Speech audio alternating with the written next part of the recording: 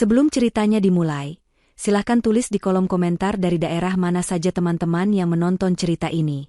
Jangan lupa like dan subscribe agar channel ini bisa semakin berkembang dan bisa mempersembahkan cerita yang lebih menarik lagi. Hening yang pekat menyelimuti kamar tidur itu. Udara dingin dari pendingin ruangan terasa menggigit tulang, namun keheningan itulah yang lebih menusuk. Jarum jam di dinding baru saja merayap melewati angka 3, waktu di mana dunia terasa berhenti dan tidur semestinya berada di puncaknya. Namun, bagi Sinta, tidur lelapnya dirobek dengan kasar. Sebuah guncangan di bahunya, bukan guncangan lembut seorang suami yang membangunkan istrinya, melainkan guncangan keras penuh ketidaksabaran. Sinta membuka matanya perlahan, mengumpulkan kesadarannya yang masih berserakan.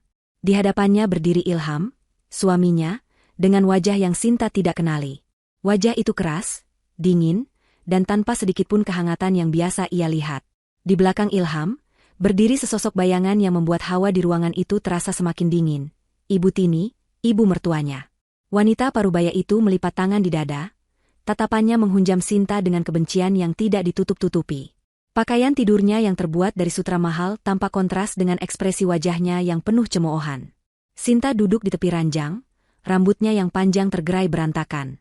Ia menatap Ilham, mencari jawaban. Ada apa, Mas? Kenapa membangunkan aku seperti ini? Suaranya serak, khas orang yang baru bangun tidur. Ilham tidak menjawab. Ia hanya mundur selangkah, memberikan panggung bagi ibunya untuk memulai serangan. Ada apa katamu? Desis Ibu Tini, suaranya tajam seperti belati. Kami sudah tidak tahan lagi denganmu. Selama ini kamu hanya menjadi benalu dalam keluarga ini, benalu dalam bisnis yang susah payah dibangun oleh anakku. Kalimat itu meluncur begitu saja, tanpa peringatan, tanpa basa-basi. Sinta mengerjap, mencoba mencerna tuduhan yang terasa begitu absurd. Benalu? Bukankah ia yang bekerja siang dan malam bersama Ilham, mengurus administrasi, mencari klien, bahkan menyusun strategi pemasaran hingga bisnis mereka menunjukkan grafik keuntungan yang terus menanjak? Laporan bulanan terakhir yang ia susun sendiri menunjukkan laba bersih mereka naik hampir 30%. Ibu, apa maksud ibu? Bisnis kita sedang baik-baik saja. Keuntungannya bahkan terus meningkat. Sinta mencoba membela diri, suaranya masih pelan, masih berusaha mencari logika di tengah situasi gila ini.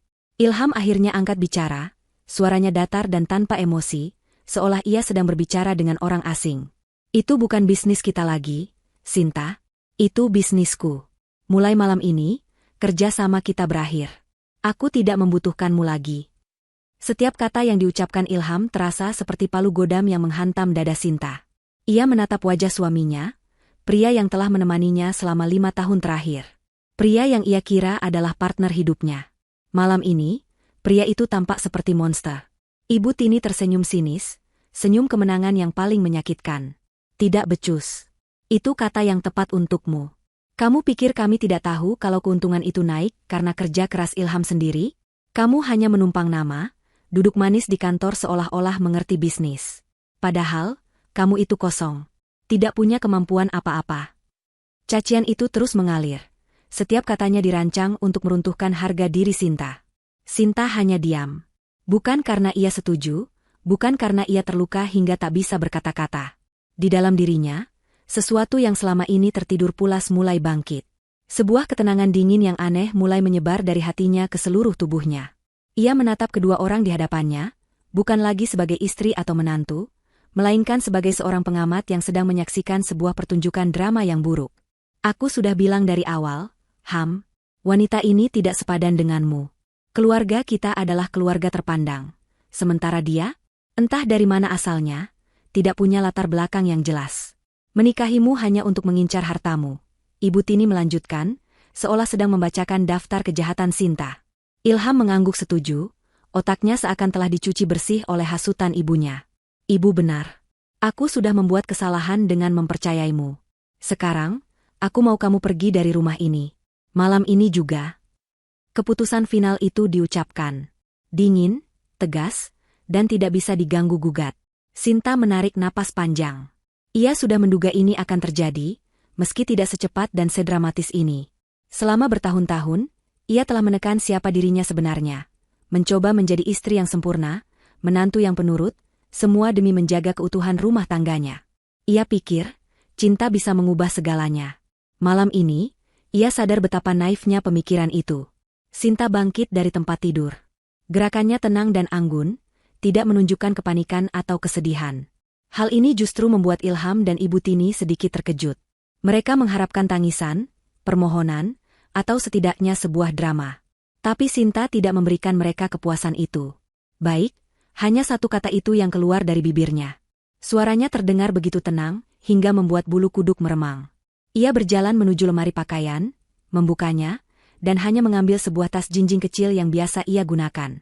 Ia tidak menyentuh pakaian-pakaian mahal atau perhiasan yang pernah diberikan Ilham. Ia hanya memasukkan dompet, ponsel, dan sebuah buku catatan kecil ke dalam tasnya. Hanya itu yang kau bawa, cibir Ibu Tini. Baguslah. Memang semua yang ada di rumah ini bukan milikmu. Sinta tidak menanggapi. Ia berjalan melewati mereka menuju pintu kamar. Saat tangannya menyentuh gagang pintu, Ilham menahan lengannya. Tunggu, katanya. Semua fasilitas perusahaan, mobil, kartu kredit, aku akan memblokirnya besok pagi. Jangan harap kamu bisa mendapatkan sepeser pun dariku. Sinta menoleh, menatap tepat di mata Ilham. Untuk pertama kalinya malam itu, Ilham melihat sesuatu yang berbeda di mata Sinta. Bukan lagi tatapan lembut dan penuh cinta, melainkan kilatan dingin yang tajam, seperti baja yang ditempa. Tidak perlu, jawab Sinta singkat. Ia melepaskan cengkeraman tangan Ilham dengan satu sentakan ringan dan berjalan keluar dari kamar.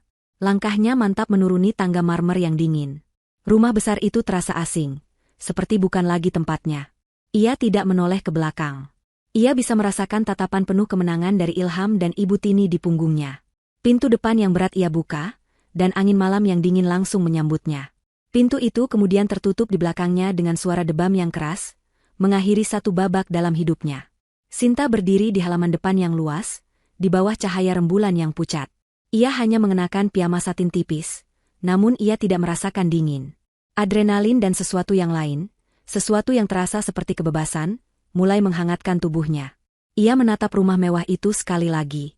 Rumah yang ia bantu bangun, baik secara harfiah maupun kiasan. Rumah yang menjadi saksi bisu pengorbanan dan kesabarannya. Dan kini, rumah itu telah membuangnya. Air mata tidak membasahi pipinya. Sebaliknya, sebuah senyum tipis yang dingin dan penuh perhitungan terukir di wajahnya. Ia mengeluarkan ponselnya dari dalam tas. Jarinya dengan lincah menari di atas layar, bukan untuk menelepon keluarga atau teman untuk mengadu. Ia membuka kontak rahasia yang tersimpan dengan nama Sandi. Ia menekan tombol panggil. Panggilan itu langsung dijawab pada dering pertama, seolah orang di seberang sana sudah menunggunya. Jemput saya sekarang di lokasi biasa, ujarnya dengan suara tenang namun penuh otoritas, suara yang Ilham dan Ibu Tini tidak akan pernah kenali. Sudah waktunya Ratu kembali ke istananya. Tidak sampai 15 menit kemudian, sebuah sedan hitam lega meluncur tanpa suara dan berhenti tepat di depan Sinta. Mobil itu tidak memiliki merek yang mencolok. Namun dari kilaunya yang dalam dan desainnya yang elegan, jelas ini bukan mobil biasa. Kaca filmnya begitu gelap hingga bagian dalamnya sama sekali tidak terlihat, memberikan aura misterius dan eksklusif. Seorang pria berjas rapi keluar dari kursi pengemudi. Wajahnya datar namun sorot matanya menunjukkan rasa hormat yang dalam. Ia membungkuk sedikit sebelum membuka pintu belakang untuk Sinta. Selamat malam, Nyonya Besar.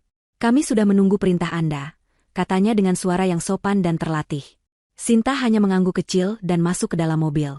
Interior mobil itu adalah dunia yang sama sekali berbeda dari rumah yang baru saja ia tinggalkan. Aroma kulit asli yang lembut berpadu dengan wangi parfum yang samar dan mahal.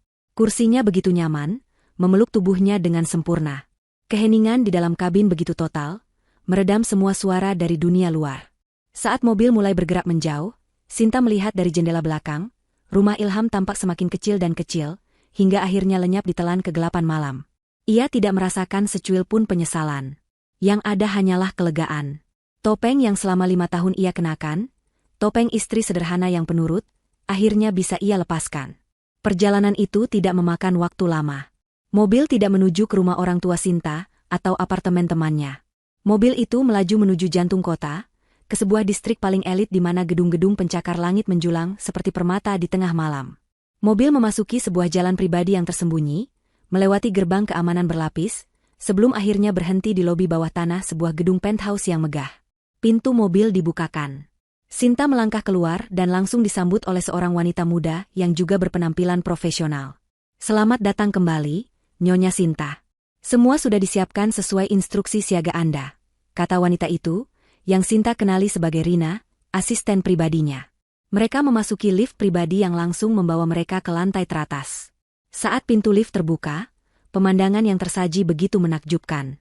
Seluruh dinding luar penthouse itu terbuat dari kaca anti peluru, menyajikan panorama 360 derajat gemerlap lampu kota yang tak ada habisnya.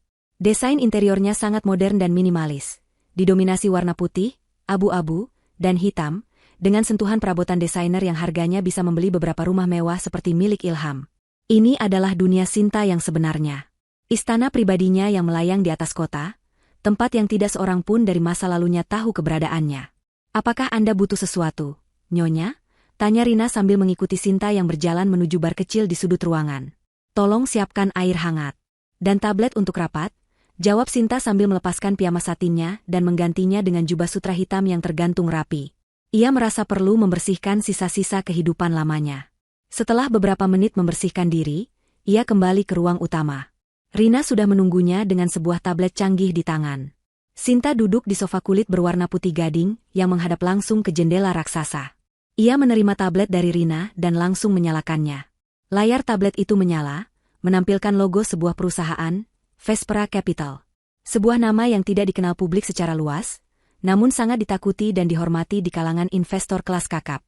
Vespera Capital adalah kerajaan yang dibangun oleh kakek Sinta, dan kini, Sinta adalah satu-satunya pewaris dan pemimpin tertingginya. Dengan beberapa sentuhan di layar, Sinta membuka sebuah folder rahasia dengan nama sandi, Proyek Kenanga.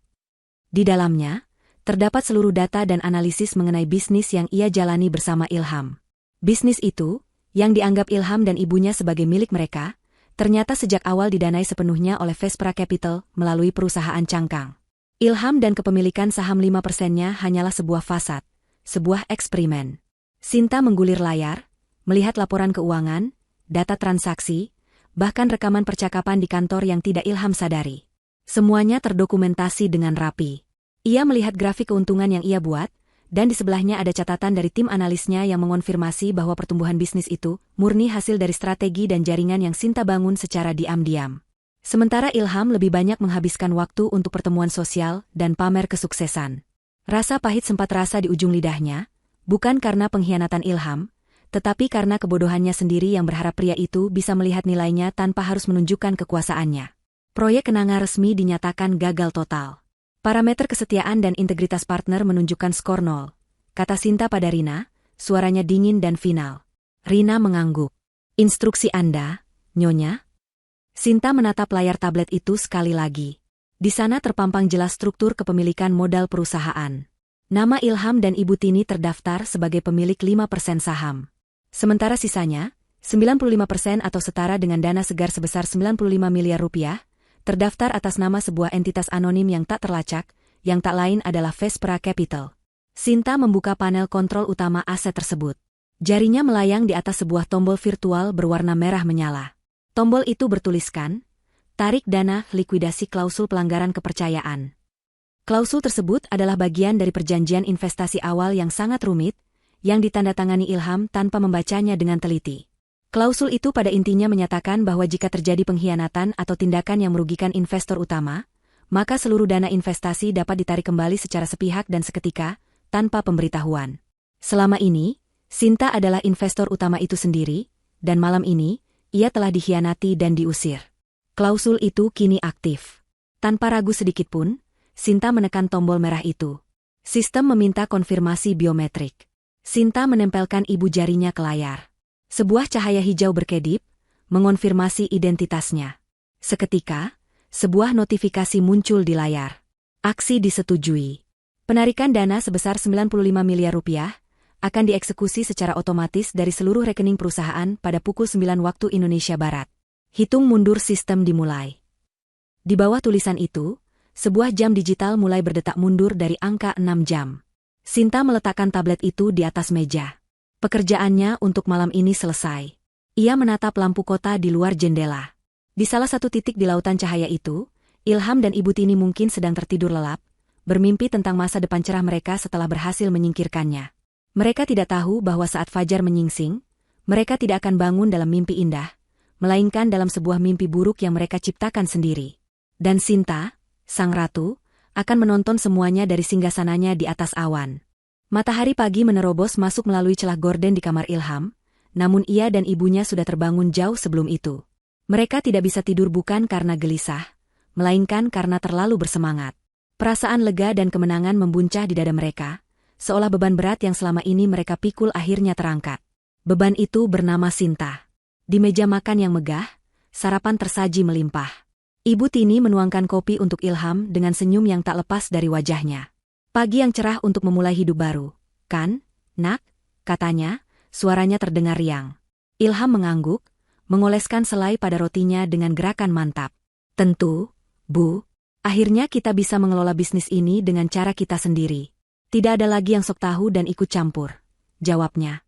Mereka membicarakan rencana-rencana besar mereka. Ibu Tini ingin segera merenovasi ruang kerja Sinta menjadi lounge pribadinya. Ilham berencana membeli mobil sport model terbaru sebagai hadiah untuk dirinya sendiri. Mereka tertawa, membayangkan betapa menyedihkannya nasib Sinta saat ini. Paling-paling dia menangis di rumah orang tuanya yang sederhana itu, cibir Ibu Tini. Biarkan saja. Sebentar lagi juga dia akan datang merangkak, memohon untuk kembali. Tapi pintu rumah ini sudah tertutup selamanya untuknya. Ilham tersenyum puas. Ia merasa seperti seorang raja yang baru saja berhasil mengusir pengkhianat dari kerajaannya. Ia sama sekali tidak merasa bersalah. Baginya, Sinta hanyalah sebuah tangga yang sudah tidak ia butuhkan lagi.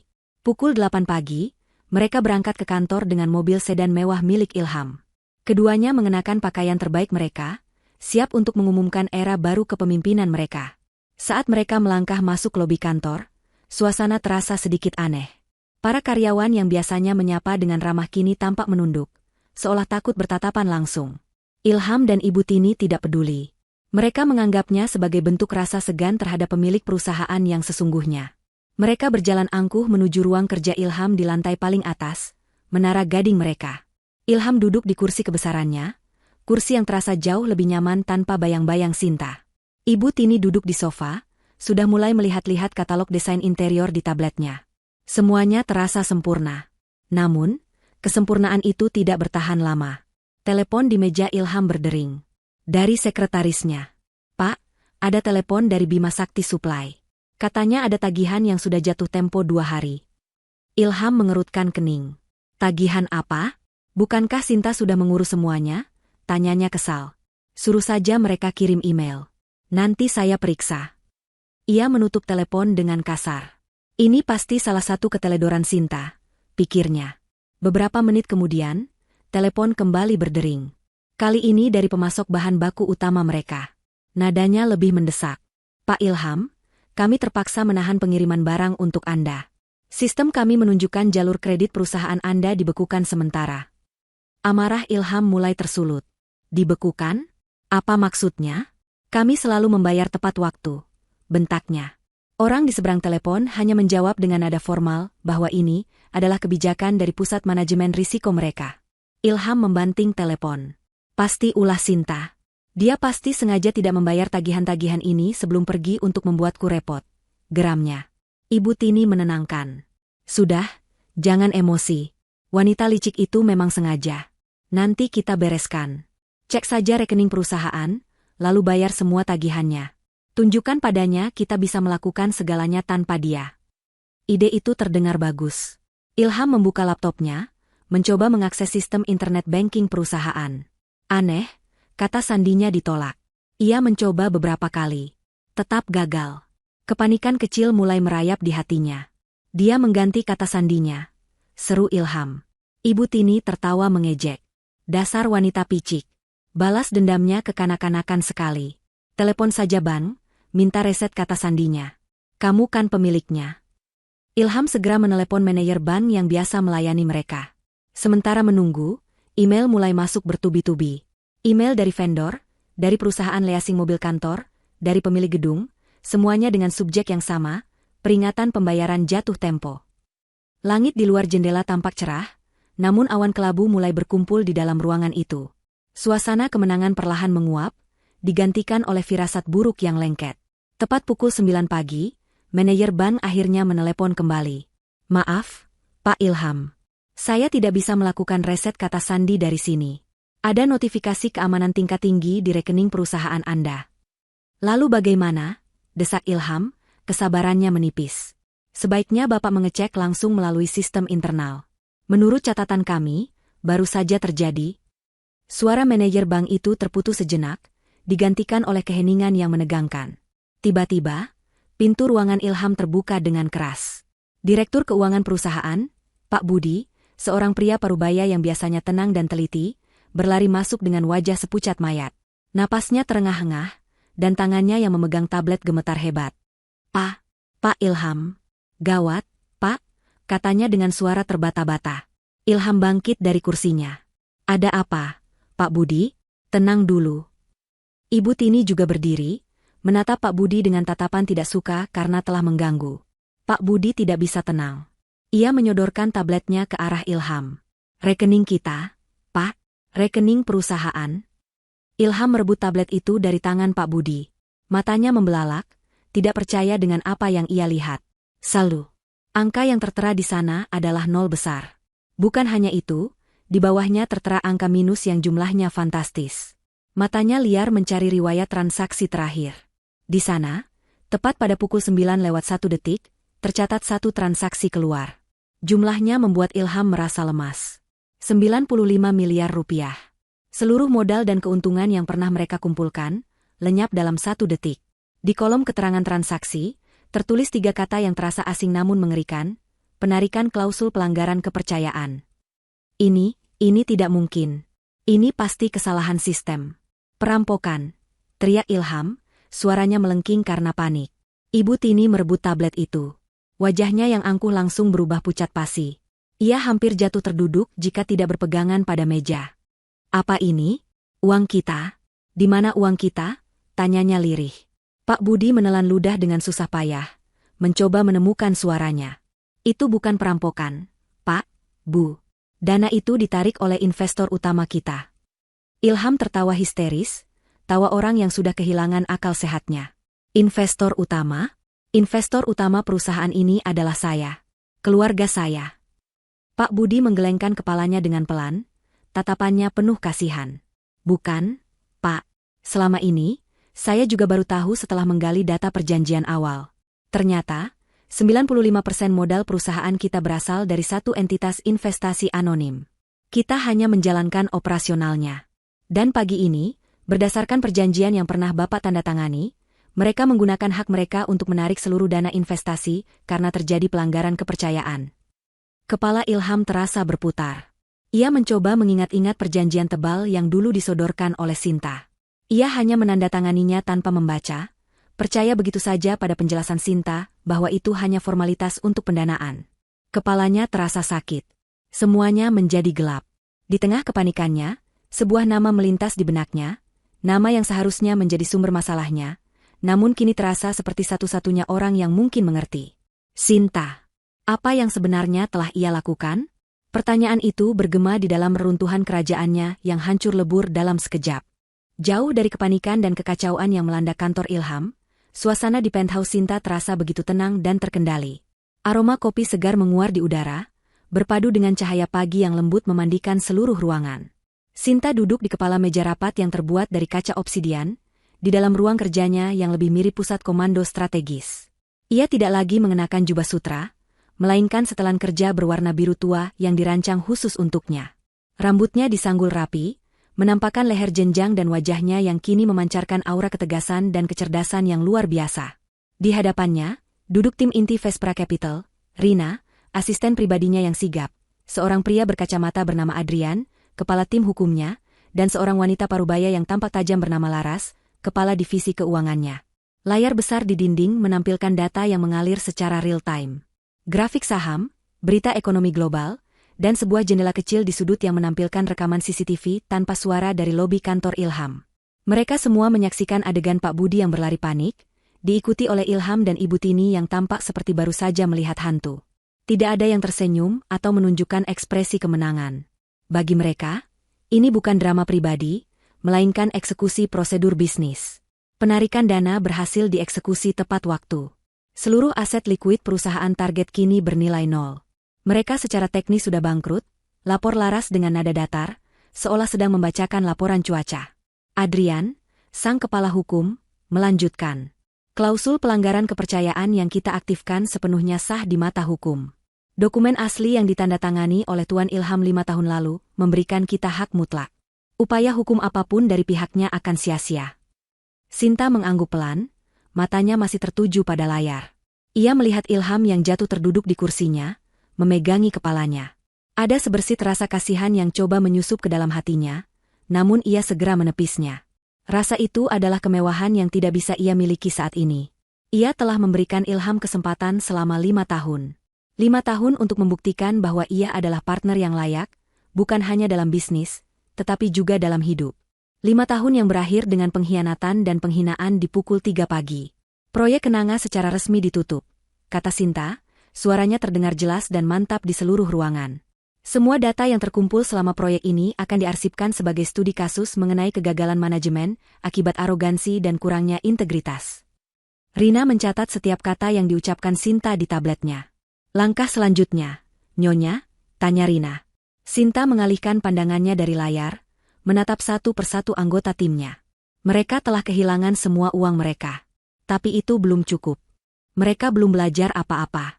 Saat ini, mereka hanya merasa menjadi korban perampokan. Mereka harus mengerti konsekuensi dari tindakan mereka. Ia berhenti sejenak, membiarkan kata-katanya meresap. Laras, segera kumpulkan data mengenai seluruh utang perusahaan itu.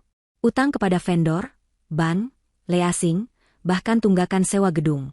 Saya mau daftar lengkapnya dalam 1 jam. Laras mengangguk tanpa bertanya. Adrian, setelah daftar itu lengkap, siapkan timmu. Vespera Capital akan membeli semua surat utang itu. Hubungi setiap kreditur, tawarkan pembayaran penuh di muka. Saya yakin tidak akan ada yang menolak uang tunai di situasi seperti ini. Adrian tersenyum tipis, akhirnya mengerti kemana arah rencana ini. Ini adalah langkah yang brilian sekaligus kejam. Dengan begitu, kata Adrian, kita akan berubah posisi. Dari investor anonim, menjadi satu-satunya penagih utang yang sah. Mereka akan berutang pada kita, secara pribadi. Tepat sekali, sahut Sinta. Mereka mengusirku dari rumah yang kubangun dengan uangku. Mereka menuduhku tidak becus mengurus bisnis yang kuciptakan dari nol. Sekarang, biarkan mereka memohon pada orang yang sama untuk menyelamatkan mereka dari kehancuran. Ini bukan lagi sekadar soal uang. Ini soal prinsip. Selama ini, Sinta selalu bersembunyi di balik topeng. Ia lelah dianggap lemah. Ia ingin Ilham dan terutama Ibu Tini melihat dengan mata kepala mereka sendiri, siapa sebenarnya wanita yang telah mereka buang. Bukan sebagai istri yang merana, tetapi sebagai kekuatan dahsyat yang bisa membangun dan menghancurkan dunia mereka dalam sekejap. Rina, yang mengenal Sinta lebih dari siapapun, melihat sesuatu di mata atasannya. Ini bukan sekadar balas dendam dingin. Ada luka di sana, luka yang dalam. Proyek Kenanga bukan hanya proyek bisnis. Itu adalah harapan terakhir Sinta untuk memiliki kehidupan normal, untuk dicintai apa adanya, bukan karena kekayaan dan kekuasaannya. Apakah Anda yakin dengan langkah ini, Nyonya? Ini akan sangat personal, bisik Rina saat Adrian dan Lara sibuk dengan panggilan telepon mereka. Sinta menatap Rina, dan untuk sesaat, topeng pemimpin Vespera Capital itu sedikit retak. Justru karena ini personal, Rina, aku harus menyelesaikannya sampai tuntas. Aku tidak bisa membiarkan mereka pergi begitu saja dan menyalahkan investor misterius atas kebodohan mereka. Mereka harus tahu bahwa tangan yang memberi mereka segalanya adalah tangan yang sama yang mengambilnya kembali. Mereka harus tahu namaku. 1 jam berlalu dengan cepat. Laras kembali dengan data yang diminta. Total utang perusahaan Ilham mencapai hampir 15 miliar rupiah. Angka yang mustahil mereka bayar tanpa modal yang kini sudah lenyap. Sinta memberikan persetujuan akhir. Tim Adrian dan Laras langsung bergerak seperti mesin yang diminyaki dengan baik. Panggilan telepon dilakukan, transfer dana dieksekusi, dan perjanjian jual beli utang ditandatangani secara digital. Dalam waktu kurang dari 3 jam, Vespera Capital telah resmi menjadi kreditur tunggal bagi perusahaan Ilham yang sedang sekarat. Sinta bangkit dari kursinya dan berjalan menuju jendela raksasa. Dari ketinggian ini, kantor Ilham hanyalah sebuah titik kecil di antara gedung-gedung lain. Tapi ia tahu, di dalam titik kecil itu, seorang pria dan ibunya sedang berada di puncak keputusasaan. Mereka mungkin sedang menelepon semua orang yang mereka kenal, mencoba mencari pinjaman, mencari jalan keluar. Mereka tidak tahu bahwa semua pintu sudah tertutup. Mereka tidak tahu bahwa satu-satunya jalan yang tersisa akan membawa mereka langsung ke hadapannya. Rina, panggil Sinta tanpa menoleh. Siapkan surat tagihan resmi pertama. Atas namaku, Sinta Wijaya. Kirimkan melalui kurir ke kantor mereka siang ini juga. Beri mereka waktu 24 jam untuk membayar lunas. Rina mengangguk. Baik, Nyonya. Sinta tersenyum tipis. Babak pertama pertunjukan telah usai. Kini, saatnya untuk babak kedua. Babak di mana para antagonis akan dipaksa untuk berhadapan langsung dengan sang ratu. Kepanikan adalah monster yang melahap kewarasan. Di dalam ruang kerja Ilham yang tadinya terasa seperti singgasana, monster itu kini berpesta pora. Ilham duduk membeku di kursinya, tatapannya kosong, tablet yang menampilkan saldo 0 di tangannya terasa lebih berat dari sebongkah batu. Di seberangnya, Ibu Tini mondar-mandir seperti singa betina yang terkurung. Wajahnya yang biasa dihiasi senyum angkuh kini berkerut karena amarah dan kebingungan. Umpatan dan sumpah serapah terus meluncur dari bibirnya, menyalahkan semua orang kecuali dirinya sendiri. Ia menyalahkan ban yang tidak becus, menyalahkan Pak Budi yang membawa berita buruk, dan yang paling utama, ia menyalahkan Sinta, wanita yang ia anggap sebagai sumber segala malapetaka.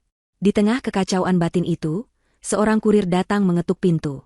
Ia membawa sebuah amplop tebal berwarna gading dengan logo perusahaan yang tampak asing namun elegan di sudutnya. Vespera Capital. Ilham menerimanya dengan tangan gemetar. Ia tidak tahu apa itu Vespera Capital, tapi firasatnya mengatakan ini adalah bagian dari badai yang sedang menerjangnya. Dengan jari-jari yang kaku, ia membuka amplop itu. Di dalamnya ada setumpuk dokumen legal yang terlihat rumit, namun surat pengantar di halaman pertama ditulis dengan sangat jelas dan sederhana. Surat itu adalah surat tagihan resmi. Surat itu menuntut pembayaran utang perusahaan sebesar 15 miliar rupiah, dibayarkan dalam waktu 24 jam. Jika gagal, proses penyitaan aset akan segera dimulai. Kepala Ilham terasa pusing membaca angka-angka itu. Namun, bukan angka itu yang membuatnya nyaris berhenti bernapas. Melainkan nama yang tertera di bagian bawah surat, di atas jabatan, CEO pemilik utama Vespera Capital. Di sana tertulis dengan tinta hitam yang tegas dan jelas, Sinta Wijaya. Nama lengkap Sinta. Nama yang selama ini Ilham anggap tidak memiliki kekuatan apa-apa. Tidak mungkin, bisik Ilham. Suaranya serak. Ibu Tini yang mendengar bisikan itu segera merebut surat dari tangan anaknya. Matanya menyapu isi surat itu dengan cepat. Saat ia melihat nama Sinta, ekspresi wajahnya berubah drastis. Amarahnya yang meledak-ledak tadi seakan membeku, digantikan oleh kengerian yang murni. Sinta? Apa maksudnya ini? Wanita itu, dia? Ibu Tini tidak bisa menyelesaikan kalimatnya. Realitas yang baru ini terlalu besar, terlalu mengerikan untuk diproses oleh otaknya yang terbiasa superior. Wanita yang mereka usir, yang mereka anggap sebagai benalu, ternyata adalah serigala berbulu domba. Bukan, ia bukan serigala. Ia adalah pemilik seluruh hutan. Keheningan yang mencekam menyelimuti ruangan itu selama beberapa saat. Mereka berdua terperangkap dalam badai pikiran masing-masing. Ilham mencoba menyatukan kepingan-kepingan puzzle. Sinta yang tidak pernah meminta uang. Sinta yang selalu punya solusi untuk setiap masalah bisnis. Sinta yang menandatangani dokumen pendanaan dengan begitu mudahnya. Sinta yang saat diusir hanya menunjukkan ketenangan yang menakutkan. Semuanya kini masuk akal. Ia telah hidup bersama raksasa, tetapi ia memperlakukannya seperti seekor semut. Batas waktu 24 jam terasa seperti bom waktu yang terus berdetak di telinga mereka. Kepanikan yang sesungguhnya pun dimulai. Ilham meraih ponselnya, mulai menelepon semua orang yang ia anggap sebagai teman berpengaruh. Para pengusaha, pejabat, bankir yang dulu sering makan malam bersamanya. Hasilnya sama. Nada sibuk, panggilan yang tidak diangkat, atau jawaban dingin dari sekretaris yang mengatakan, "Bapak sedang rapat." Dalam sekejap, dunia seakan berbalik memusuhinya. Berita kehancuran perusahaannya pasti sudah menyebar lebih cepat dari api. Ibu Tini juga melakukan hal yang sama. Ia menelepon teman-teman sosialitanya, para istri pejabat yang dulu sering memujinya. Bukannya mendapat bantuan, ia justru dihujani pertanyaan-pertanyaan sinis yang menusuk. Pertanyaan yang hanya bertujuan untuk memuaskan rasa ingin tahu dan menikmati penderitaannya. Telepon terakhirnya berakhir dengan isak tangis frustrasi. Lingkaran sosial yang ia banggakan, yang ia anggap sebagai jaring pengamannya, ternyata hanyalah sebuah panggung sandiwara. Siang berganti sore, sore berganti malam. Mereka tidak beranjak dari ruang kerja itu, yang kini terasa seperti penjara. Mereka mencoba mendatangi beberapa bank secara langsung. Manajer bank yang dulu menyambut mereka dengan karpet merah kini berbicara dengan bahasa formalitas yang dingin, menunjukkan data skor kredit mereka yang sudah hancur lebur. Setiap pintu yang mereka ketuk tertutup rapat di depan wajah mereka. Harapan mereka terkikis sedikit demi sedikit, digantikan oleh keputusasaan yang pekat. Tekanan itu mulai merusak hubungan mereka. Mereka yang tadinya adalah sekutu yang solid, kini mulai saling menyalahkan. Ini semua karena kau terlalu mendengarkan perempuan licik itu. Kau biarkan dia mengurus semua dokumen penting. Bodoh, teriak Ibu Tini, melampiaskan frustrasinya pada Ilham. Ilham yang sudah berada di ambang batas kesabarannya balas membentak. Aku mendengarkannya? Bukankah ibu yang dari awal menyuruhku untuk menikahinya, karena dia terlihat penurut dan mudah diatur? Bukankah ibu juga yang terus-menerus meracuniku untuk menyingkirkannya? Ini semua terjadi karena keserakahan ibu. Pertengkaran sengit itu tidak menghasilkan apa-apa selain rasa sakit dan penyesalan yang semakin dalam. Mereka terdiam, terengah-engah di tengah puing-puing kesombongan mereka. Malam itu, mereka tidak pulang. Mereka tertidur di sofa kantor yang dingin, tidur yang gelisah dan penuh mimpi buruk. Mereka bangun saat matahari pagi mulai menyinari lantai, bukan dengan semangat baru, melainkan dengan kenyataan pahit bahwa waktu mereka hampir habis. Ponsel Ilham berdering. Dari Pak Budi. Pak, tim hukum dari Vespra Capital sudah ada di lobi. Mereka datang bersama tim penilai aset. Mereka bilang, waktu Bapak sudah habis. Jantung Ilham serasa berhenti berdetak. Ini adalah akhir dari segalanya. Ia melihat ibunya yang tampak 10 tahun lebih tua, hanya dalam satu malam. Wajahnya pucat, rambutnya berantakan, sisa-sisa keanggunannya telah luntur. Tidak ada lagi jalan keluar. Tidak ada lagi tempat untuk lari. Di tengah jurang keputusasaan yang paling dalam, hanya ada satu nama yang terus muncul. Sinta. Dialah yang memulai badai ini, dan hanya dialah yang mungkin bisa menghentikannya. Ibu Tini menatap Ilham, harga dirinya yang setinggi langit akhirnya runtuh menjadi debu. Kita harus menemuinya, Ham, bisiknya dengan suara bergetar. Kita harus memohon padanya. Tidak ada cara lain. Keputusan untuk menemui Sinta adalah sebuah pengakuan kekalahan total. Itu adalah hal terakhir yang ingin mereka lakukan, sebuah tindakan yang mengharuskan mereka untuk menelan ludah dan menginjak-injak harga diri mereka sendiri. Dengan sisa uang tunai yang berhasil Ibu Tini kumpulkan dari dompetnya, mereka menyewa seorang detektif swasta murahan untuk mencari alamat pribadi Sinta. Alamat Vespra Capital yang tertera di surat tagihan adalah sebuah benteng perkantoran yang tidak mungkin mereka tembus.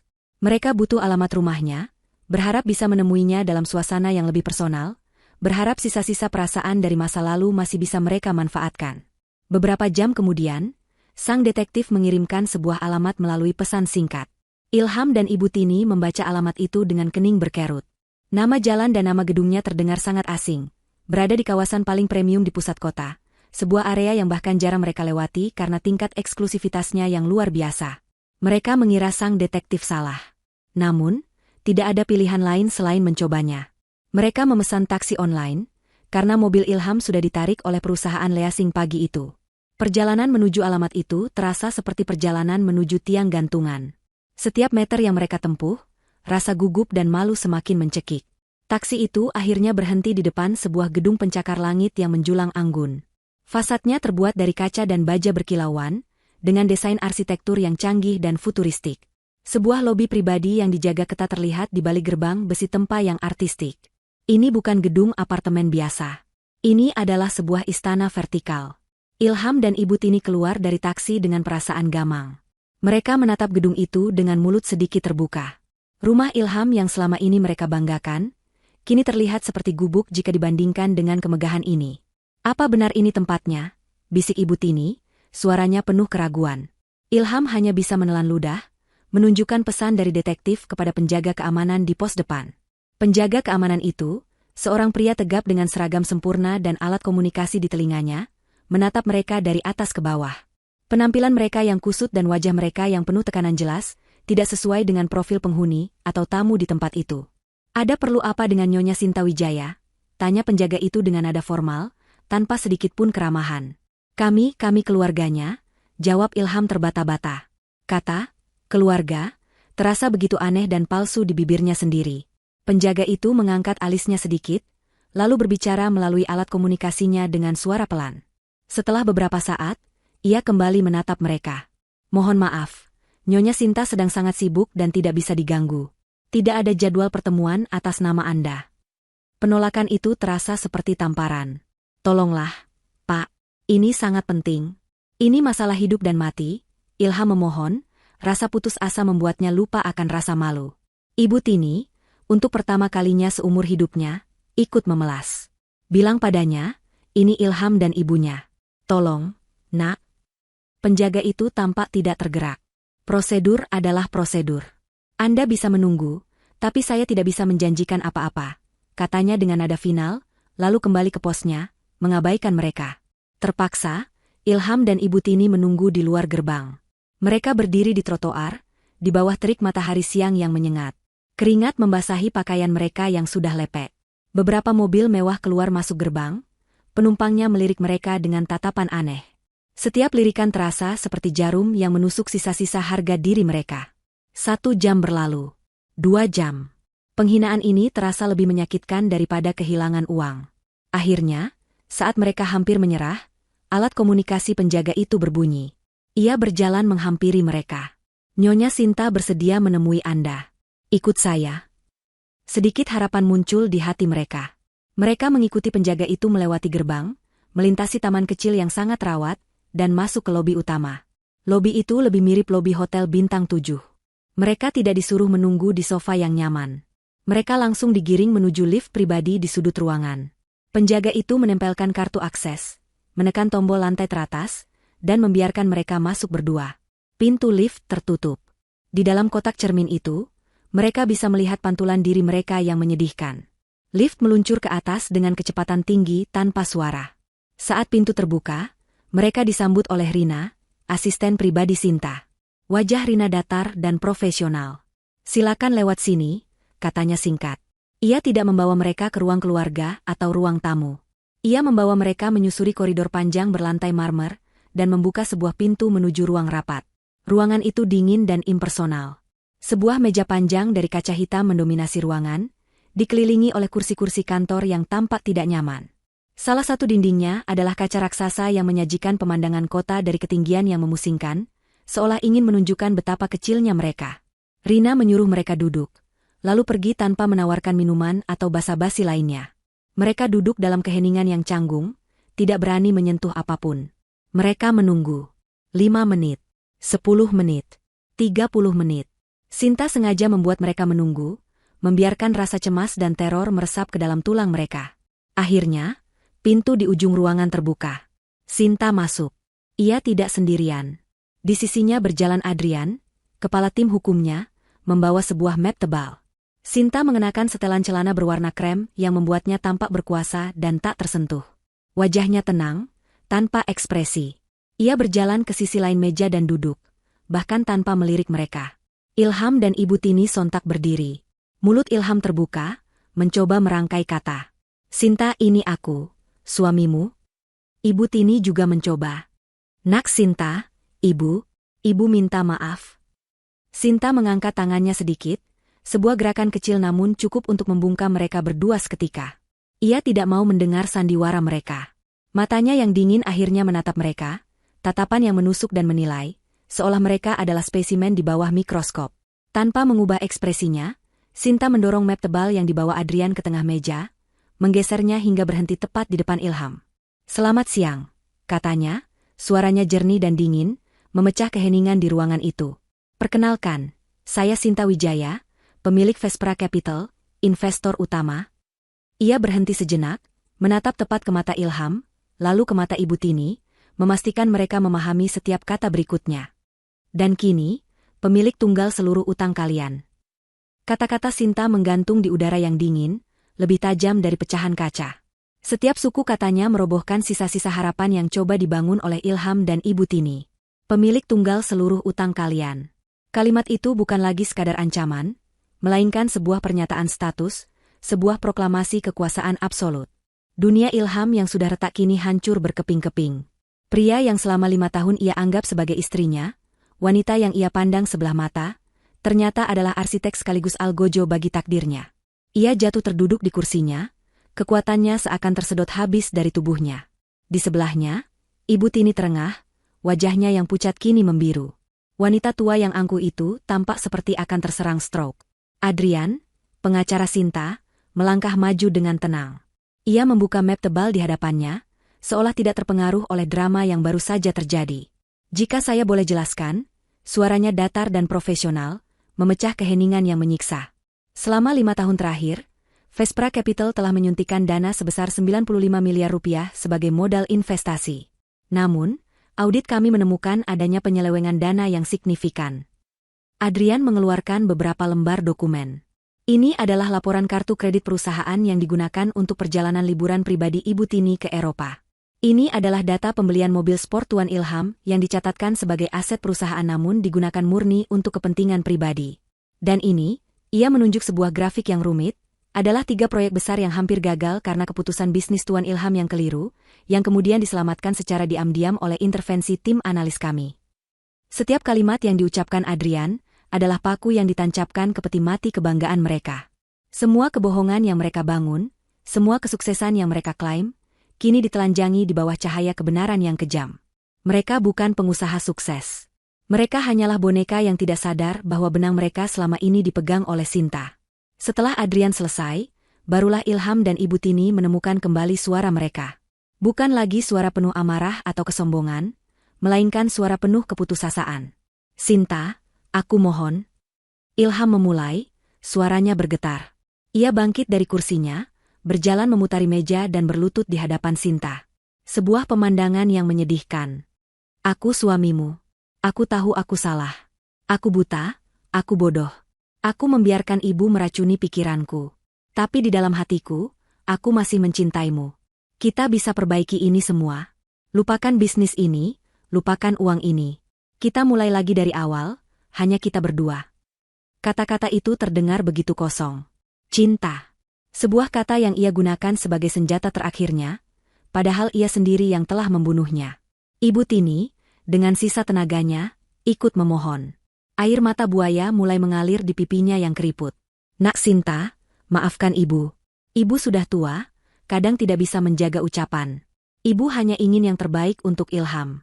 Ibu mengaku salah. Anggaplah ibu seperti ibumu sendiri, jangan hukum kami seperti ini, nak. Ibu mohon padamu. Mereka memainkan peran sebagai korban, sebagai orang yang menyesal, sebuah pertunjukan terakhir untuk mencoba meraih simpati. Sinta hanya menatap mereka. Wajahnya tetap tanpa ekspresi, namun di dalam hatinya, badai emosi berkecamuk.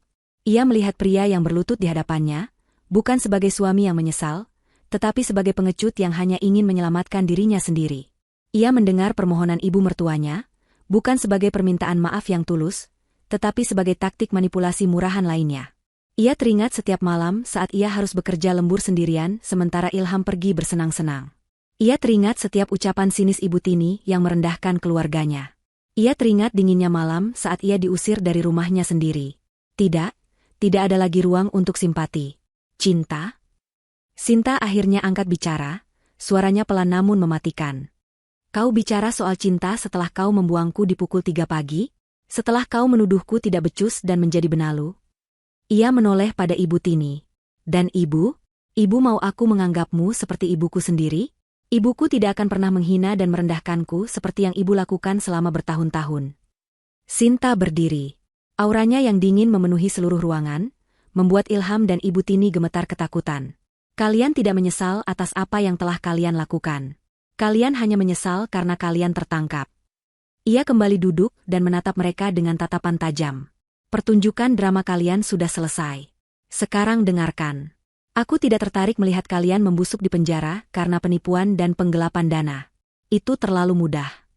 Ia menghela napas, seolah sedang mempertimbangkan sesuatu yang berat. Aku akan memberikan kalian satu tawaran. Sebuah jalan keluar. Secercah harapan muncul di mata Ilham dan Ibu Tini. Mereka menatap Sinta seperti seorang narapidana menatap hakim yang akan membacakan vonisnya. Tawaran ini sangat sederhana, lanjut Sinta. Adrian kemudian menggeser sebuah dokumen lain ke hadapan mereka, sebuah kontrak perjanjian penyelesaian. Kalian akan menyerahkan sisa 5% saham kalian dan semua aset pribadi yang terkait dengan bisnis ini kepadaku. Sebagai gantinya, Vespra Capital akan mengambil alih seluruh utang kalian, baik utang perusahaan maupun utang pribadi yang timbul dari penyalahgunaan fasilitas perusahaan. Kalian akan bebas dari tuntutan hukum dan bebas dari kejaran penagih utang. Ilham dan Ibu Tini saling pandang. Ini lebih baik dari yang mereka bayangkan. Mereka akan kehilangan segalanya, tapi setidaknya mereka bebas. Tapi mereka tahu, ini terlalu bagus untuk menjadi kenyataan. Pasti ada syarat lain. Dan Sinta pun menyebutkannya. Tentu saja, ada satu syarat kecil sebagai ganti kemurahan hatiku ini. Katanya, senyum tipis yang dingin tersungging di bibirnya.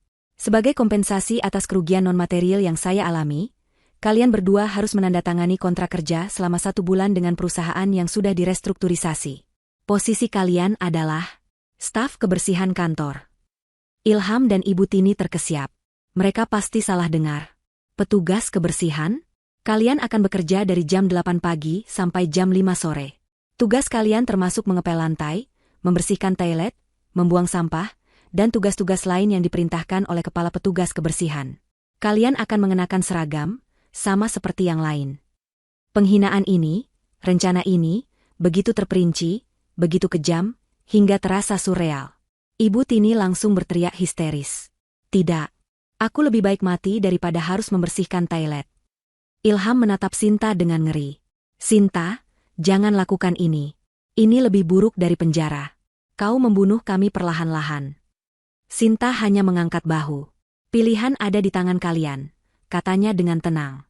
Di satu sisi, ada kebebasan setelah 1 bulan penghinaan. Di sisi lain, ada tuntutan hukum berlapis yang bisa membuat kalian mendekam di penjara selama bertahun-tahun dan utang yang akan menghantui kalian seumur hidup. Ia menunjuk jam dinding yang mewah. Pengacaraku akan mengirimkan surat cerai kepadamu besok pagi, Ilham. Dan tentang tawaran ini, kalian punya waktu 1 jam untuk memutuskan. Setelah itu, tawaran ini hangus dan tim hukumku akan memulai proses litigasi. Dengan kata-kata itu, Sinta dan Adrian bangkit dan meninggalkan ruangan, membiarkan Ilham dan Ibu Tini terkurung bersama pilihan mereka yang mustahil. 1 jam di dalam ruang rapat yang dingin itu terasa seperti seumur hidup. Ilham dan Ibu Tini dihadapkan pada 2 jurang yang sama-sama dalam, jurang kehancuran finansial dan hukum, atau jurang kehancuran harga diri. Tidak ada jalan yang baik. Yang ada hanyalah pilihan antara akhir yang cepat atau kematian yang lambat dan menyakitkan. Pada menit ke-59, dengan tangan yang lebih gemetar daripada daun kering yang ditiup angin, Ilham mengambil pena. Ia menandatangani kontrak itu. Diikuti oleh ibunya, yang menandatanganinya dengan air mata amarah dan kekalahan yang membasahi pipi. Mereka telah memilih penghinaan. Keesokan paginya, mimpi buruk mereka dimulai. Mereka datang ke gedung kantor yang dulu menjadi simbol kekuasaan mereka, namun kali ini mereka masuk melalui pintu karyawan di belakang. Mereka tidak lagi disambut dengan sapaan hormat, melainkan dengan tatapan ingin tahu dari para staf keamanan. Mereka diarahkan ke sebuah ruangan kecil di Rubanah, ruang ganti untuk para petugas kebersihan. Di sana, sudah menunggu kepala petugas kebersihan, seorang bapak tua bernama Pak Mamat, yang dulu selalu menunduk dalam-dalam setiap kali berpapasan dengan mereka. Hari ini, Pak Mamat menatap mereka dengan ekspresi datar yang sulit diartikan. Ia menyerahkan 2 set seragam berwarna biru pudar yang ukurannya tidak pas. Ini seragam kalian. Ganti pakaian, lalu temui saya di gudang peralatan. Perintahnya dengan nada profesional. Mengenakan seragam itu adalah siksaan pertama. Kainnya yang kasar terasa gatal di kulit mereka yang terbiasa dengan bahan-bahan mahal. Bau kapur barus yang samar menempel di seragam itu. Saat mereka bercermin, mereka nyaris tidak mengenali diri mereka sendiri. Di sana berdiri 2 orang asing yang tampak kalah dan menyedihkan. Langkah pertama mereka keluar dari ruang ganti adalah langkah menuju neraka pribadi mereka. Pak Mamat memberikan mereka instruksi kerja. Ibu Tini ditugaskan untuk membersihkan seluruh toilet di lantai eksekutif. Sementara Ilham bertanggung jawab untuk membersihkan dan mengepel area lobi utama serta koridor. Pelajaran pertama Ibu Tini dimulai di toilet wanita eksekutif. Toilet yang sama di mana ia dulu sering merapikan riasannya, bergosip dengan teman-teman sosialitanya. Kini, ia harus berlutut, menyikat lantai porselen yang dingin, membersihkan noda-noda yang ditinggalkan orang lain. Bau desinfektan yang menyengat membuat kepalanya pusing. Siksaan terberat datang saat pintu toilet terbuka. Masuklah 2 orang wanita, istri dari rekan bisnis Ilham, yang Ibu Tini kenal baik. Mereka sedang asyik tertawa dan membicarakan kejatuhan keluarga Ilham. Aku dengar mereka sekarang melarat, semua asetnya disita, kata salah satunya. Karma itu nyata, ya. Dulu sombongnya bukan main. Mereka sama sekali tidak mengenali Ibu Tini yang sedang berjongkok di sudut, wajahnya tertutup masker dan topi. Mendengar namanya dijadikan bahan cemoohan oleh orang-orang yang dulu menjilatnya, adalah sebuah sayatan yang perih di hatinya. Sementara itu, di lobi, Ilham sedang berjuang dengan mesin pemoles lantai. Mesin itu berat dan sulit dikendalikan. Keringat membanjiri pelipisnya. Para karyawan yang dulu takut padanya kini melewatinya begitu saja. Beberapa menatapnya dengan kasihan, yang lain dengan tatapan puas. Tapi yang terburuk adalah mereka yang mengabaikannya sepenuhnya. Seolah-olah ia tidak terlihat, seolah-olah ia hanyalah bagian dari perabot kantor. Ia bukan lagi Pak Ilham sang direktur. Ia hanyalah petugas kebersihan. Di tengah pekerjaannya, ia melihat manajemen baru perusahaan. Tim profesional dari Vespra Capital, dipimpin oleh Adrian, berjalan melintasi lobi yang berkilauan hasil keringatnya. Mereka berjalan dengan langkah percaya diri, mendiskusikan strategi dan angka-angka miliaran rupiah. Mereka adalah cerminan dari dirinya yang dulu, dan kontras itu terasa begitu menyakitkan. Sinta sesekali datang ke kantor. Ia tidak pernah berbicara atau bahkan melirik mereka. Ia berjalan melewati Ilham yang sedang mengepel seolah ia hanya angin. Ia masuk ke toilet saat Ibu Tini sedang membersihkan wastafel, mencuci tangannya, dan pergi tanpa sepatah kata pun. Sikapnya yang menganggap mereka tidak ada jauh lebih menghancurkan daripada makian atau amarah. Itu adalah sebuah pernyataan yang jelas, kalian sudah tidak penting lagi. Kalian sudah dihapus dari hidupku. Hari-hari berlalu seperti itu. Satu siksaan penghinaan yang diulang-ulang. Tubuh mereka yang tidak terbiasa kerja fisik terasa sakit semua. Tapi rasa sakit di jiwa mereka jauh lebih parah. Setiap lantai yang mereka pel, setiap toilet yang mereka bersihkan, adalah cara Sinta untuk memaksa mereka mengepel lantai kebanggaan dan menyikat bersih kesombongan mereka. Puncak dari pelajaran pertama mereka terjadi di minggu kedua. Siang itu, mereka sedang beristirahat di pantry karyawan yang sempit, makan nasi bungkus dengan lauk seadanya. Seorang kurir meletakkan setumpuk majalah baru untuk ditaruh di meja resepsionis. Tumpukan itu diletakkan di meja pantry untuk sementara. Karena bosan, Ibu Tini iseng mengambil satu majalah paling atas. Itu adalah majalah bisnis paling bergengsi di negeri ini. Jantungnya serasa berhenti berdetak. Di sampul majalah itu, terpampang foto Sinta. Bukan Sinta yang ia kenal dengan daster rumahnya. Ini adalah Sinta Wijaya. Ia tampak begitu cantik, kuat, dan berkuasa, dengan senyum tipis yang penuh percaya diri. Di bawah fotonya, tercetak judul besar dengan huruf emas, Sinta Wijaya, sang jenius di balik Vespra Capital, mengubah krisis menjadi kerajaan bisnis miliaran. Tangan Ibu Tini gemetar hebat. Majalah itu jatuh dari genggamannya. Matanya membelalak, napasnya tersengal, dan semua kekuatan seakan meninggalkan tubuhnya. Dunia di sekelilingnya menjadi hitam. Ia pun jatuh pingsan di lantai pantry yang kotor. 1 bulan terasa seperti 1 dekade di neraka. Saat hari terakhir kontrak kerja mereka selesai, tidak ada upacara perpisahan atau ucapan terima kasih.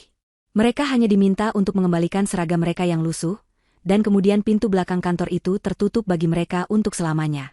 Mereka resmi bebas. Namun, kebebasan macam apa yang menanti seseorang yang tidak memiliki apa-apa selain pakaian yang melekat di badan dan jiwa yang sudah hancur lebur? Mereka melangkah keluar dari gang belakang kantor itu ke jalanan kota yang sibuk. Namun mereka merasa lebih terasing dan tersesat daripada sebelumnya. Mereka bukan lagi bagian dari dunia yang gemerlap itu. Dengan sisa-sisa perhiasan yang berhasil disembunyikan Ibu Tini, mereka berhasil menyewa sebuah kamar kontrakan sempit di sebuah pemukiman padat penduduk. Tempat itu adalah antitesis dari semua yang pernah mereka kenal. Dindingnya lembab dan berjamur, catnya mengelupas di sana-sini. Bau comberan dari got di depan rumah menusuk hidung setiap saat. Suara bising dari tetangga yang bertengkar, tangisan bayi, dan drum motor yang lewat seakan tidak pernah berhenti. Setiap pagi, Ibu Tini terbangun bukan karena alarm atau sinar matahari yang lembut, melainkan karena suara pedagang keliling yang berteriak melalui pengeras suara. Bagi wanita yang pernah sarapan diiringi alunan musik klasik, ini adalah sebuah siksaan audio yang tak berkesudahan. Ganjaran yang sesungguhnya bagi mereka bukanlah kemiskinan materi, melainkan kematian sosial. Ibu Tini, yang seluruh hidup dan harga dirinya dibangun di atas status dan pandangan orang lain, kini menjadi hantu. Suatu hari, saat berbelanja di pasar becek dengan pakaian termurahnya, ia tidak sengaja berpapasan dengan salah satu teman arisannya yang paling akrab. Wanita itu, yang mengenakan perhiasan berkilauan, menatap Ibu Tini dari ujung kepala sampai ujung kaki dengan tatapan jijik. Ia tidak menyapa. Ia hanya berbisik kepada temannya di sebelahnya, lalu tertawa kecil dan berjalan melewatinya seolah Ibu Tini adalah tumpukan sampah. Saat itulah Ibu Tini sadar. Ia tidak hanya kehilangan uangnya, ia telah kehilangan wajahnya. Ia menjadi tak kasat mata bagi dunia yang pernah memujanya. Bagi Ilham, ganjarannya datang dalam bentuk lain. Ego dan kesombongannya sebagai seorang pria dan pengusaha sukses diremukan setiap hari. Ia mencoba mencari pekerjaan. Namun, namanya sudah menjadi legenda buruk di dunia bisnis. Kisah tentang direktur arogan yang perusahaannya bangkrut dalam 24 jam, telah menjadi studi kasus di banyak forum bisnis online. Tidak ada perusahaan yang mau mengambil risiko mempekerjakannya. Ijazah dan pengalamannya kini tidak ada harganya. Terpaksa, untuk bertahan hidup, ia harus mengambil pekerjaan apapun yang bisa ia dapatkan. Ia menjadi kuli bangunan, mengangkat semen di bawah terik matahari. Ia menjadi tukang parkir di sebuah restoran, membukakan pintu mobil untuk orang-orang yang dulu setara dengannya. Setiap hari adalah pengingat akan seberapa jauh ia telah jatuh. Namun, hukuman terberat bagi mereka bukanlah semua itu. Hukuman yang paling menyiksa adalah penyesalan yang datang di saat hening. Di dalam kamar kontrakan mereka yang pengap, saat malam tiba, mereka seringkali hanya duduk terdiam, terperangkap dalam ingatan mereka sendiri. Kini, saat semua kemewahan telah lenyap, mereka justru bisa melihat dengan lebih jelas. Ilham mulai teringat hal-hal kecil tentang Sinta yang dulu ia abaikan. Caranya membuatkan kopi di pagi hari tanpa pernah diminta. Caranya tersenyum saat ia berhasil menyelesaikan sebuah presentasi sulit. Kesabarannya saat mendengarkan keluhan Ilham tentang pekerjaan, padahal beban kerja Sinta jauh lebih berat. Ia baru sadar, Sinta bukan hanya partner bisnis yang brilian, ia adalah partner hidup yang tulus, yang ia sia-siakan dengan kebodohannya sendiri. Ibu Tini juga dihantui oleh kenangan. Ia teringat saat Sinta dengan sabar merawatnya ketika ia sakit, memasakkan bubur dan memastikan ia minum obat, meskipun beberapa jam sebelumnya Ibu Tini baru saja memakinya. Ia teringat hadiah ulang tahun yang selalu Sinta berikan, hadiah yang dipilih dengan penuh perhatian, yang selalu ia terima dengan komentar sinis. Wanita yang ia anggap benalu itu ternyata adalah satu-satunya orang, selain anaknya, yang tulus peduli padanya. Kesadaran ini datang terlambat, seperti fajar yang baru terbit di tengah badai. Kesadaran ini tidak membawa pencerahan, melainkan rasa sakit yang abadi. Mereka tidak hanya kehilangan harta, mereka telah kehilangan permata paling berharga, karena mereka terlalu buta untuk melihat kilaunya. Suatu sore yang terik, Ilham sedang menjalani pekerjaannya sebagai petugas kebersihan di sebuah taman kota. Tugasnya adalah memunguti sampah dan membersihkan daun-daun kering. Saat ia sedang membungkuk di dekat sebuah bangku, sebuah mobil hitam mewah berhenti tidak jauh darinya. Pintu belakang terbuka, dan keluarlah Sinta. Jantung Ilham serasa berhenti berdetak. Sinta tampak begitu berbeda. Ia mengenakan gaun musim panas yang simpel namun elegan, rambutnya tergerai indah ditiup angin sepau-sepau. Ia sedang tertawa, tawa renyah dan lepas yang belum pernah Ilham dengar sebelumnya. Ia bersama beberapa rekannya, tampak sedang menikmati waktu santai setelah rapat.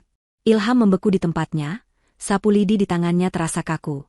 Ia menatap Sinta, wanita yang pernah berbagi ranjang dengannya, wanita yang pernah ia usir di tengah kegelapan malam. Ia ingin lari, ingin bersembunyi, tapi kakinya seakan terpaku di tanah. Sinta, sambil terus berbicara dengan temannya, secara kebetulan menoleh ke arah Ilham. Pandangan mereka bertemu selama sepersekian detik. Ilham melihat sepasang mata yang indah itu, dan di dalamnya, ia tidak menemukan kemarahan, kebencian, atau bahkan kepuasan. Yang ia temukan hanyalah kekosongan. Tatapan seseorang yang melihat orang asing, objek yang tidak penting, sebelum akhirnya berpaling lagi dan melanjutkan percakapannya seolah tidak ada yang terjadi. Pukulan itu adalah yang paling telak. Bagi Ilham, Sinta adalah trauma yang akan mendefinisikan sisa hidupnya. Namanya akan selamanya terukir di dalam hatinya sebagai simbol penyesalan terbesar. Namun bagi Sinta, ia hanyalah seorang petugas kebersihan di taman. Seorang figuran tanpa nama dalam film kehidupannya yang megah. Ia bukan lagi bagian dari ceritanya. Ganjaran mereka bukanlah kemiskinan atau kerja keras. Ganjaran mereka yang abadi adalah menjadi tidak relevan. 1 tahun setelah badai itu berlalu, Vespra Capital mengadakan perayaan ulang tahunnya di sebuah hotel termewah di ibu kota. Perusahaan yang dulu bergerak dalam senyap itu, kini menjadi salah satu pilar utama di dunia investasi nasional. Di bawah kepemimpinan Sinta, perusahaan itu tidak hanya melipat gandakan asetnya, tetapi juga mengubah citranya. Kini Vespra Capital dikenal sebagai perusahaan investasi yang berintegritas, yang tidak hanya mengejar keuntungan, tetapi juga memprioritaskan inovasi dan etika bisnis. Perusahaan lama milik Ilham, setelah dibersihkan dari semua elemen korup, kini telah direstrukturisasi dan diubah namanya menjadi Nusantara Berdaya, sebuah anak perusahaan yang fokus pada pengembangan usaha kecil dan menengah. Sinta berdiri di atas panggung, di bawah sorotan lampu, memberikan pidato di hadapan ratusan tamu penting, dari menteri hingga para CEO perusahaan raksasa. Ia tidak lagi menyembunyikan dirinya. Ia telah sepenuhnya merengkuh identitasnya sebagai Sinta Wijaya, seorang pemimpin, seorang visioner. Ia berbicara dengan fasih tentang masa depan ekonomi, tentang pentingnya memberikan kesempatan yang setara bagi semua orang, dan tentang kekuatan integritas. Tidak ada sedikit pun jejak kepahitan dalam suaranya. Babak kelam dalam hidupnya telah ia tutup rapat-rapat. Pengkhianatan yang ia alami tidak membuatnya menjadi pribadi yang sinis. Sebaliknya, itu telah menempanya menjadi baja yang lebih kuat dan lebih bijaksana. Balas dendamnya telah selesai setahun yang lalu. Kini, misinya telah berevolusi. Ia tidak lagi tertarik untuk menghancurkan, ia berfokus untuk membangun. Beberapa bulan setelah mengambil alih perusahaan, ia mendirikan sebuah yayasan yang ia namai, Yayasan Fajar Harapan. Yayasan itu memiliki dua tujuan utama, memberikan bantuan hukum dan perlindungan bagi perempuan korban kekerasan dalam rumah tangga, dan memberikan modal serta bimbingan bagi para pengusaha perempuan yang sering diremehkan oleh sistem. Yayasan itu adalah caranya mengubah lukanya menjadi sumber kekuatan bagi orang lain. Dalam acara malam itu, Sinta secara khusus mengundang salah satu penerima manfaat pertama dari yayasannya. Seorang wanita muda bernama Maya, yang memiliki ide cemerlang tentang aplikasi edukasi untuk anak-anak di daerah terpencil. Ide Maya selalu ditolak oleh investor, karena ia dianggap terlalu muda dan tidak berpengalaman. Sinta melihat potensi dalam dirinya. Dengan pendanaan dan bimbingan dari Yayasan Fajar Harapan, aplikasi buatan Maya kini telah diunduh oleh jutaan pengguna dan berhasil membawa pendidikan berkualitas ke tempat-tempat yang sebelumnya tidak terjangkau. Melihat kesuksesan Maya yang berbicara dengan penuh semangat di atas panggung, itulah yang memberikan